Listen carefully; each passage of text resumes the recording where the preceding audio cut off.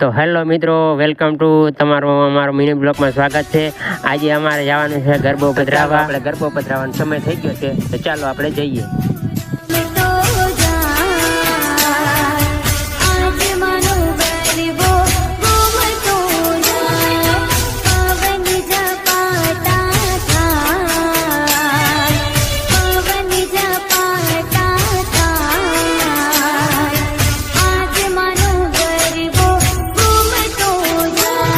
Hello guys, આપણે finally ગરબો પધરાવવા પૂગી આવ્યા છે।